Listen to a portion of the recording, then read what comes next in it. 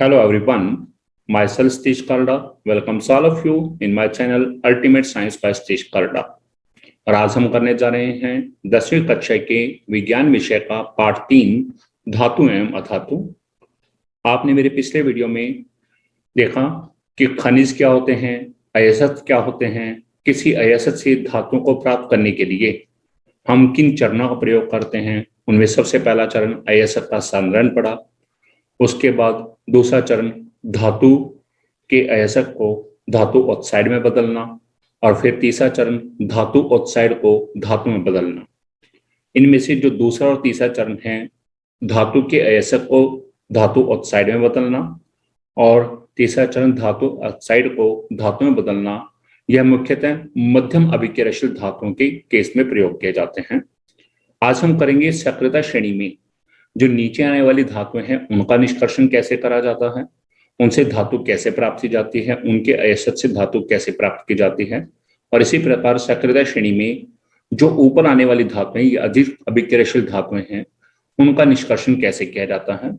और साथ ही साथ जब हमारे पास कोई धातु प्राप्त हो जाती है तो वो धातु मुख्यतः अशुद्ध रूप में पाई जाती है, तो अशुद्ध धातु से शुद्ध धातु कैसे प्राप्त की जाती है, इसका मतलब धातुओं का परिष्करण कैसा किया जाता है। आज के वीडियो में हम ये सभी टॉपिक पढ़ेंगे। तो सबसे पहला टॉपिक है हमारा सक्रियता श्रेणी में नीचे आने वाली धातुओं का निष्कर्षण। अब हम जानते हैं सक्रियता श्रेणी में 4 धातुएं नीचे आती हैं, कॉपर, Hg, Ag और Au। इनमें से Ag और Au ये दोनों धातुएं क्या हैं, प्रकृति में स्वतंत्र अवस्था में पाई जाती हैं। इसका मतलब ये शुरुआत में ही हमारे पास धातु की अवस्था में मिल रही हैं। इसका मतलब हम इनका सीधा ही परिष्करण करेंगे। अब बात आती है कॉपर और Hg धातु। ध्यान दीजिएगा, सक्रियता श्रेणी में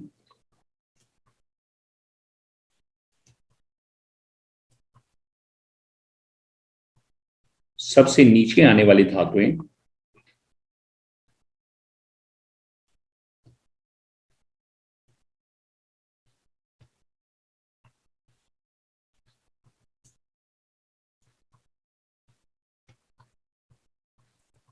कम अभिक्रियाशील होती हैं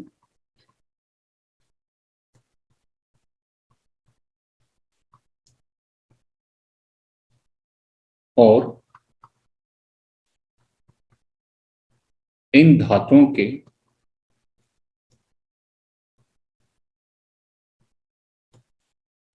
ऑक्साइड को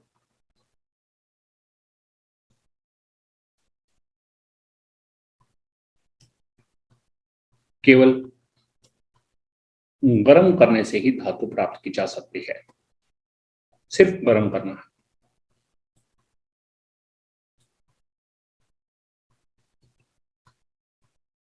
अब इसका उदाहरण देखते हैं। जैसे हम बात करके चलते हैं उदाहरण के रूप में मरकरी धातु Hg। इस धातु को मरकरी बोलते हैं, या इसका दूसरा नाम क्या है, पारा। यदि मरकरी धातु का अयस्क देखें तो मरकरी धातु HgS को बोलते हैं मर्क्यूरिक सल्फाइड। इस अयस्क के रूप में प्रकृति में पाई जाती है, तो मरकरी धातु का निष्कर्षण इस अयस्क से किया जाता है। और मर्क्यूरिक सल्फाइड जो है, इसका एक और नाम सिनाबार भी है। तो अब हम बात करेंगे मर्क्यूरिक सल्फाइड से हमने मरकरी धातु कैसे प्राप्त की। तो सबसे पहले मर्क्यूरिक सल्फाइड जो है, इसे वायु की उपस्थिति में गर्म करते हैं। तो HgS को हमने O2 के साथ अभिक्रिया की वायु की उपस्थिति में, तो क्या होगा, मर्क्यूरिक सल्फाइड मर्क्यूरिक ऑक्साइड में बदल जाएगा, सल्फर डाइऑक्साइड गैस बाहर निकलेगी। 2HgS सॉलिड है, O2 गैस है, 2HCO मर्क्यूरिक ऑक्साइड में बदल जाएगा और सल्फर डाइऑक्साइड गैस बाहर निकलेगी। इस प्रक्रिया को क्या बोलते हैं, भर्जन। अब उसके बाद जब ये मर्क्यूरिक ऑक्साइड बन गया है, हम जानते हैं यह कम अभिक्रियाशील धातु का ऑक्साइड है, तो सिंपली इसे गर्म करना है, तापन। तो मर्क्यूरिक ऑक्साइड मरकरी धातु में बदल जाता है और साथ ही साथ क्या है, ऑक्सीजन गैस बाहर निकलती है। ये है मरकरी के केस में, यानी कि प्राकृतिक धातु मर्क्यूरिक सल्फाइड के रूप में पाई जा रही है, जिसे सिनेबार बोलते हैं। सबसे पहले मर्क्यूरिक सल्फाइड को हमने ऑक्सीजन की उपस्थिति में गर्म करते हैं, वह पहले मर्क्यूरिक ऑक्साइड में बदलेगा। अब मर्क्यूरिक ऑक्साइड क्या है? निम्न क्रियाशीलता वाली धातु का ऑक्साइड है, तो सिंपली इसे गर्म करेंगे, गर्म करने पर मर्क्यूरी धातु प्राप्त हो जाती है और साथ में ऑक्सीजन गैस बाहर निकली। इसी प्रकार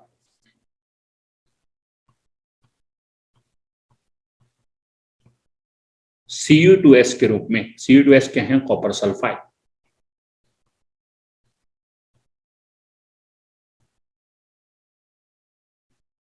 Cu2S के रूप में कॉपर धातु को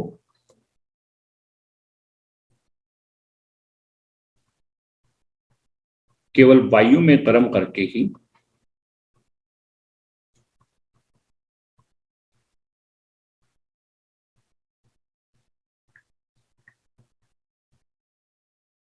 इसके अयस्क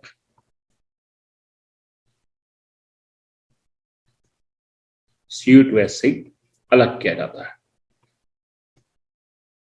तो कॉपर धातु क्या है? यह भी कम अभिक्रियाशील धातु है, तो इसका जो अयस्क है वह कौन सा है? Copper sulphide Cu2S। आप Cu2S को सिर्फ वायु की उपस्थिति में गर्म करेंगे और उसके बाद इसी से ही कॉपर धातु प्राप्त की जाएगी, और इसके लिए किसी विशेष प्रकार के विधि का प्रयोग नहीं करना पड़ता। तो क्या होगा यहाँ पर? सबसे पहले Cu2S है, वायु की उपस्थिति में गर्म कर रहे हैं तो ऑक्सीजन के साथ अभिक्रिया होगी। तापन की उपस्थिति में सबसे पहले यह बदलेगा Cu2O में, कॉपर ऑक्साइड में, साथ में बनेगा सल्फर डाइऑक्साइड गैस।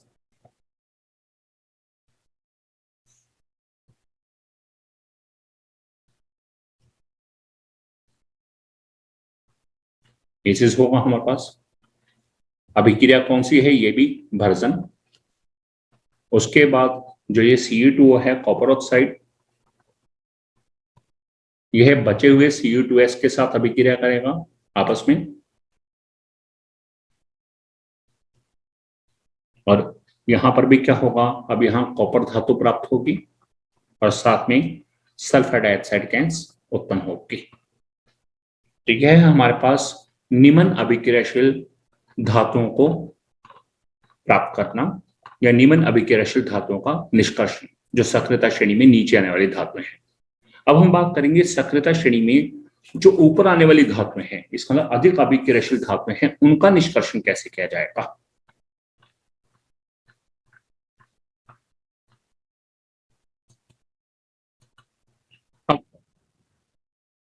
अब सक्रियता श्रेणी में सबसे ऊपर स्थित धातुओं का निष्कर्षण हम जानते हैं। सक्रियता श्रेणी में केदारनाथ का माली आलू, इसका मतलब सोडियम, मैग्नीशियम, कैल्शियम, एल्यूमिनियम, ये अधिक अभिक्रियाशील धातुएं हैं। और यदि हम बात करें तो इनके ऑक्साइड का अपचयन कार्बन धातु के द्वारा नहीं किया जा सकता। तो इन धातुओं का हम क्या करते हैं? इन धातु के यौगिकों से या इन धातुओं के अयस्क से धातु को प्राप्त करने के लिए एक विशेष विधि का प्रयोग किया जाता है, और उस विधि को हम बोलते हैं विद्युत अपघटन। क्या बोलते हैं उसे? विद्युत अपघटन।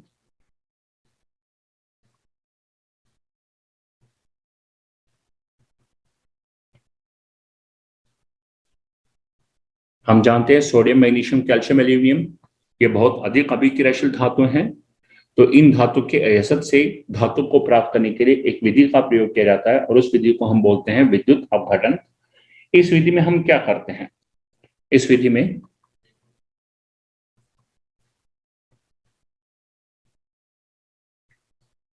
सोडियम, मैग्नीशियम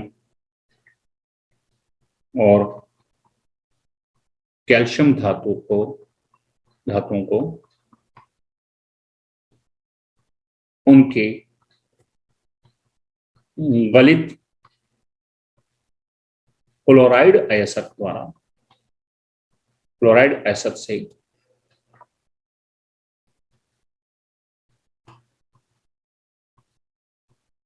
विद्युत अपघटन द्वारा प्राप्त किया जाता है।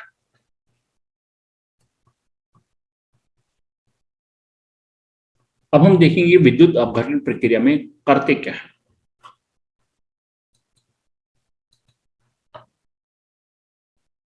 अब विद्युत अपघटन विधि में हम क्या करते हैं? सबसे पहले जो ये हमारे पास धातुएं हैं, सोडियम, मैग्नीशियम और कैल्शियम धातु, इनके गलित क्लोराइड एसिड दिए जाते हैं। इसका मतलब इनके क्लोराइड एसिड को पहले पिघला दिया जाता है, लिक्विड अवस्था में, गलित अवस्था में लिया जाता है, और उन्हें हम यहाँ किस रूप में लेते हैं? धातु क्लोराइड के रूप में। और यहाँ धातु क्लोराइड विद्युत अपघट्य के, उसे धातु क्लोराइड को हम यहाँ विद्युत अपघट्य बोलते हैं। जैसे हम उदाहरण ले रहे हैं, मान लो हमने सोडियम धातु का क्लोराइड लिया, इसका मतलब NaCl, तो यहां पर हमारे पास विद्युत अपघट्य क्या होगा? हमारे पास NaCl गलित अवस्था में, इसका लिक्विड। तो इसे एक टैंक में ले लिया जाता है, लोहे के बने हुए टैंक में या किसी धातु के बने हुए टैंक में। गलित क्लोराइड, धातु के गलित क्लोराइड एसिड को लिया जाता है विद्युत, और इसे क्या बोलते हैं? विद्युत अपघट्य। इस विद्युत अपघट्य में दो हम धातु की छड़ें लगाते हैं। आप देख रहे हैं, एक का नाम मैंने कैथोड रखा है, दूसरा क्या है? एनोड। कैथोड को बैटरी के माइनस निशान यानी कि नेगेटिव टर्मिनल से जोड़ते हैं, और एनोड को बैटरी के पॉजिटिव टर्मिनल से जोड़ते हैं, और बीच में क्या है? ये कुंजी। देखिएगा, ये क्या है हमारे पास? कुंजी, जो ये देख रहे हैं आप इधर, ये दिखाई है, ये क्या है? कुंजी। जब इस कैथोड क्या है हमारे पास यहां पर, जिसे बैटरी के नेगेटिव ध्रुव से जोड़ा है, जोड़ते हैं,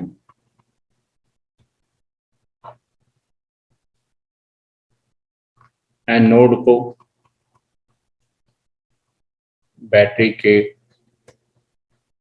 पॉजिटिव ध्रुव से जोड़ते हैं।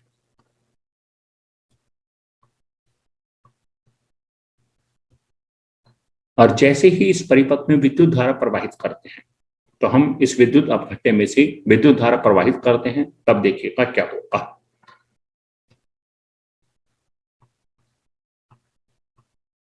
जब NaCl लिक्विड विद्युत अपघट्य में से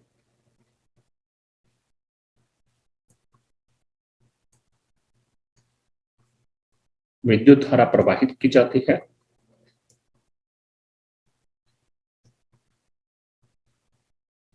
देखिए कब तब क्या होगा। सबसे पहले ये NaCl लिक्विड है,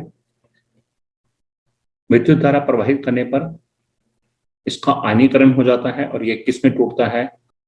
सोडियम आयन और क्लोराइड आयन। अब हम देख रहे हैं सोडियम आयन के ऊपर क्या है? Na+, इसका मतलब धन आयन है, क्लोराइड आयन Cl-, इस पर क्या है? ऋण आयन। अब हमने देखी विद्युत अपघट्य में धातु की दो छड़ें लगाई हैं, एक है कैथोड, दूसरी है एनोड। कैथोड के ऊपर क्या निशान है हमारे पास? कैथोड को किससे जोड़ा है? बैटरी के माइनस के साथ, इसका मतलब नेगेटिव पोल के साथ, इस पर ऋणावेश है। और एनोड को प्लस से साथ जोड़ा है, इसके ऊपर धनावेश है। और हम ये भी जानते हैं विपरीत आवेश की तरफ आकर्षण होता है। तो हम जानते हैं सोडियम आयन और क्लोराइड आयन में सोडियम आयन पर प्लस है, तो ये कहा जाएंगे कैथोड की तरफ। तो कैथोड पर क्या होगा हमारे पास? सोडियम आयन कैथोड की तरफ जाएंगे, और वहां पर जाकर ये इलेक्ट्रॉन ग्रहण करेंगे, ये इलेक्ट्रॉन ग्रहण करेंगे, और ये किस में बदल जाएंगे? सोडियम धातु में। तो सोडियम क्लोराइड में से विद्युत अपघटन से सोडियम आयन बनेंगे, और सोडियम आयन कैथोड पर जाकर इलेक्ट्रॉनों को ग्रहण करके सोडियम धातु में परिवर्तित हो जाएंगे, और यह सोडियम धातु कैथोड पर निक्षेपित हो जाती है, इसका मतलब उसके ऊपर अटैच हो जाती है, जुड़ जाती है। अब एनोड पर क्या होगा? क्लोराइड आयन जाएंगे Cl-, जिनके जितना इनके ऊपर ऋण आवेश है, माइनस है, ये उतने इलेक्ट्रॉनों का त्याग करेंगे, ये Cl, लेकिन नीचे में Cl किस रूप में है? Cl2, इसलिए मैंने यहाँ 2 करूंगा, ये 2, ये 2।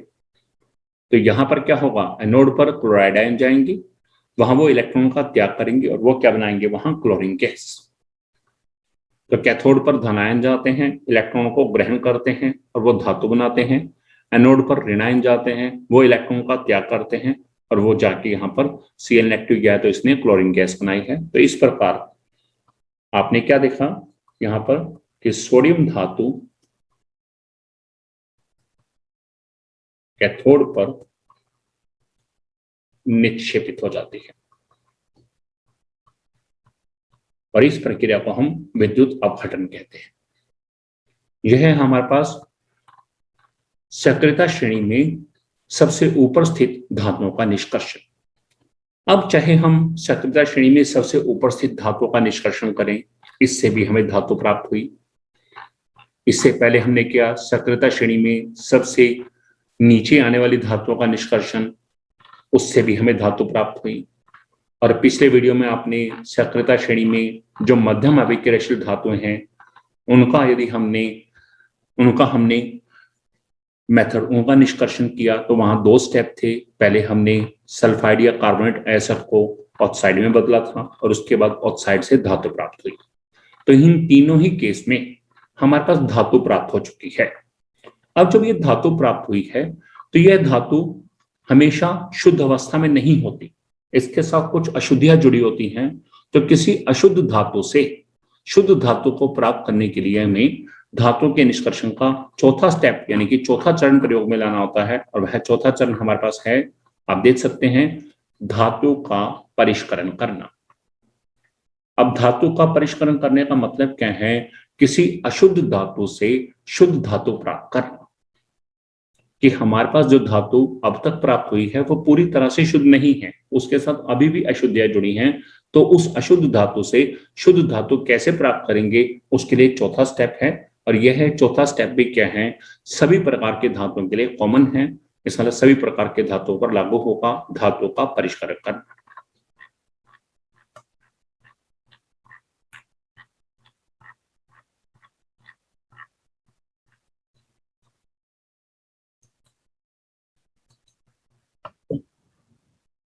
चौथे चरण का मतलब धातु का परिष्करण, इसे हम रिफाइनिंग भी बोलते हैं, रिफाइनिंग ऑफ मेटल्स। और इसमें हम करते क्या हैं? किसी अशुद्ध धातु से शुद्ध धातु को प्राप्त करते हैं, इसका मतलब धातु के साथ जुड़ी हुई अशुद्धियों को दूर करना। अब इसके लिए एक विधि प्रयोग में आती है और उस विधि का नाम है हमारे पास विद्युत अपघटनी परिष्करण, जिसे इंग्लिश में बोलते हैं इलेक्ट्रोलिटिक रिफाइनिंग। अब यह विधि विद्युत अपघटन से ही रिलेटेड है, जैसा आपने सबसे अधिक अभिक्रियाशील धातुओं के निष्कर्षण में विधि पढ़ी, लगभग उससे मिलती जुलती है, थोड़ा सा ही चेंज है। अब हम देखेंगे विद्युत अपघटनी परिष्करण इस विधि में क्या होगा। तो इस विधि में हम अशुद्ध धातु से शुद्ध धातु कैसे प्राप्त करेंगे।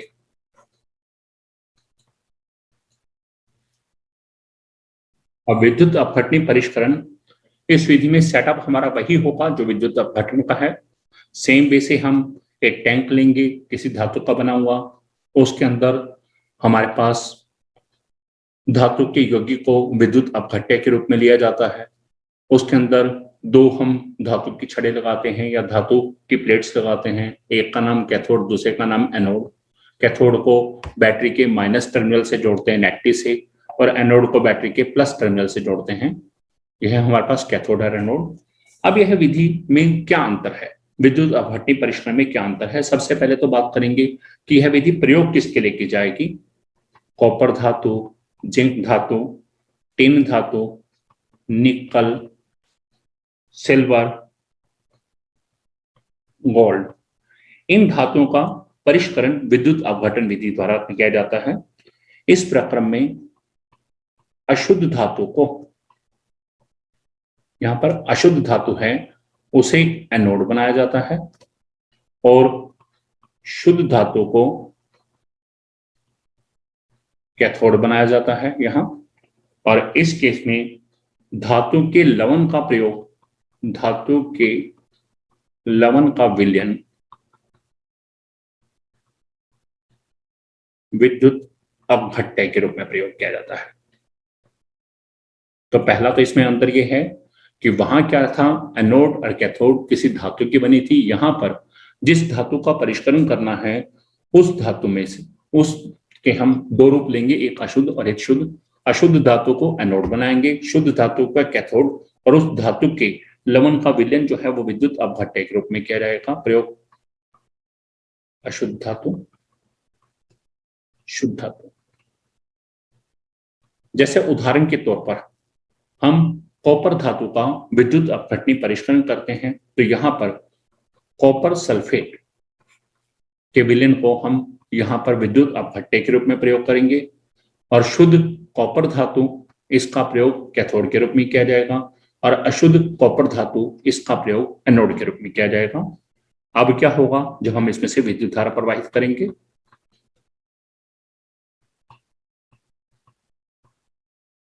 जब कॉपर सल्फेट के विलयन में से विद्युत धारा प्रवाहित की जाती है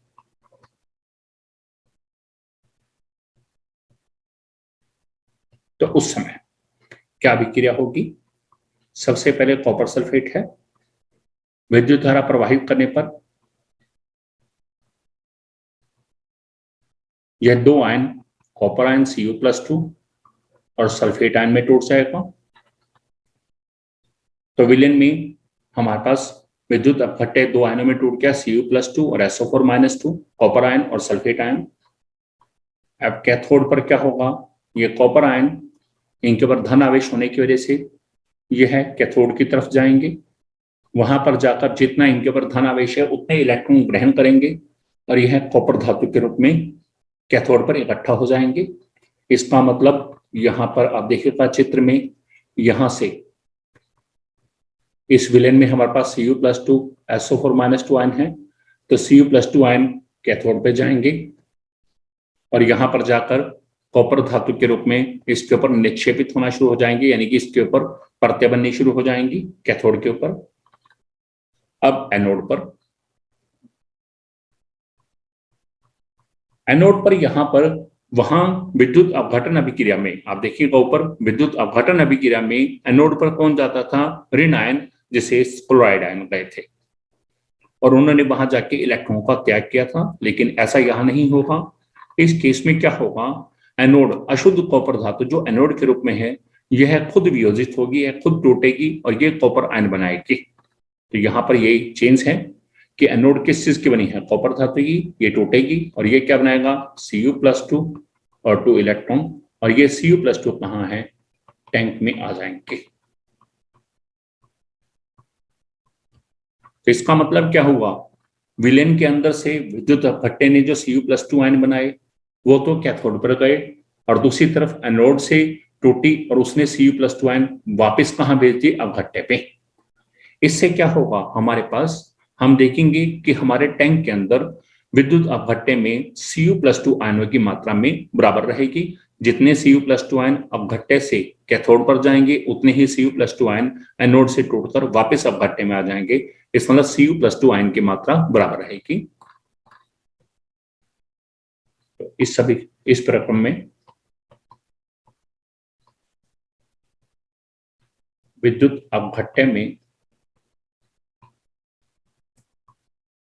Cu+2 की मात्रा बराबर रहती है। एक तो पहली बात यह है।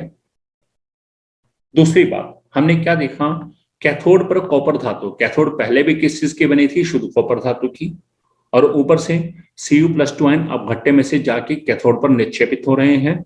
इसका मतलब कैथोड के ऊपर कॉपर की परतें बनती जाएंगी और कैथोड पर हमें शुद्ध कॉपर धातु प्राप्त होगी।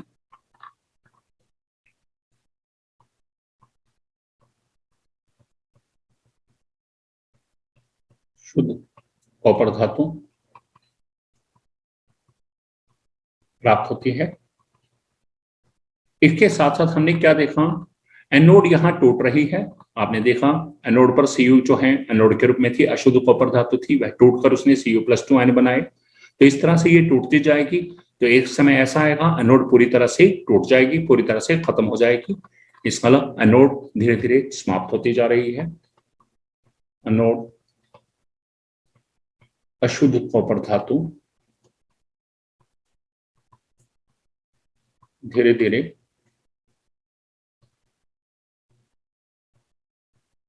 समाप्त होती जाती है। और इस प्रक्रम में एक चीज और खास होती है, वो क्या है, हमारे पास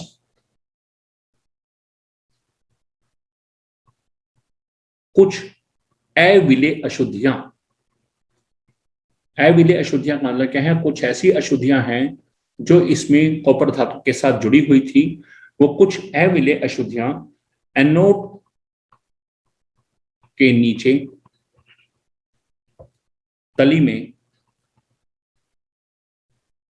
निक्षेपित हो जाती है। इसका मतलब क्या हो गया? एनोड के नीचे एक साइड में तली में कुछ अशुद्धियां इकट्ठी हो जाएंगी, जिसे एनोड पंख कहते हैं।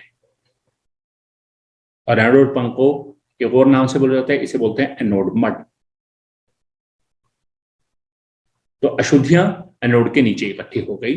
कहां पर? जैसे आप यहां देखिएगा, इसके अंदर हमारे पास ये एनोड है और एनोड के नीचे जैसे इस जहां पे ये एनोड पंख इकट्ठा हो गया, एनोड पंख। तो इस तरह से शुद्ध कॉपर धातु जो है कैथोड के ऊपर इकट्ठी हो जाती है। और चाहे हम कॉपर के लिए यूज करें, जिंक के लिए, टिन के लिए, निकल, एजी, एयू, इन सभी धातुओं के हम लवण का विलयन को विद्युत अपघट्य के रूप में प्रयोग करके एनोड के रूप में अशुद्ध धातु को प्रयोग करना है, कैथोड के रूप में शुद्ध धातु, और विद्युत अपघटनी परिष्करण विधि के द्वारा हम शुद्ध धातु को कैथोड पर प्राप्त कर लेते हैं। तो यह है हमारा विद्युत अपघटनी परिष्करण। और यहां हमारे पास धातु के निष्कर्षण के चारों स्टेप कंप्लीट, कि हमारे पास धातु चाहे सबसे अधिक अभिक्रियाशील धातु है, कम अभिक्रियाशील धातु है, चाहे मध्यम अभिक्रियाशील धातु है। सबसे पहले हम पहले 3 स्टेप के द्वारा धातु प्राप्त करेंगे और चौथा स्टेप सभी के लिए कॉमन है। इससे हम धातुओं का परिष्करण करके अशुद्ध धातु से शुद्ध धातु प्राप्त करेंगे और विधि का नाम है विद्युत अपघटनी परिष्करण। विद्युत अपघटन प्रक्रम पर आधारित ही है यह अभिक्रिया भी, यह प्रक्रिया। और इस प्रक्रिया में थोड़ा सा चेंज है, वो आपको मैंने अभी बताया है। यहाँ पर एनोड अशुद्ध धातु, कैथोड शुद्ध धातु, और इस केस में एनोड पर ऋण आयन नहीं जाते, एनोड खुद टूटती है। और इस केस में हमारे पास विद्युत अपघट्य में धन आयन की मात्रा बराबर रहती है और शुद्ध धातु कैथोड पर इकट्ठी होती है और अविलेय अशुद्धियां एनोड के नीचे एनोड पंख के रूप में इकट्ठी हो जाती है। ये था हमारा आज का वीडियो। यहाँ हमारे पास इस टॉपिक धातु का निष्कर्षण यहाँ पूरा कंप्लीट होता है, चारों चरण पूरे होते हैं। उम्मीद करता हूं आपको धातु के निष्कर्षण के ये चारों चरण बहुत अच्छे से समझ आ गए होंगे। और इसमें जो बताए गए टर्म्स भर्जन, निस्तापन, विद्युत अपघटन, विद्युत अपघटनी परिष्करण, अपचयन, अयस्का संद्रण, ये सभी विधियां बहुत अच्छे से समझ आ गई होंगी। यदि आपको मेरा वीडियो अच्छा लगा तो मेरे वीडियो को लाइक कीजिएगा, कमेंट कीजिएगा, शेयर कीजिएगा और मेरे channel Ultimate Science by Satish Karda इसे सब्सक्राइब कीजिएगा। मिलते हैं नेक्स्ट वीडियो में नेक्स्ट टॉपिक के साथ। तब तक के लिए bye, thanks and best wishes.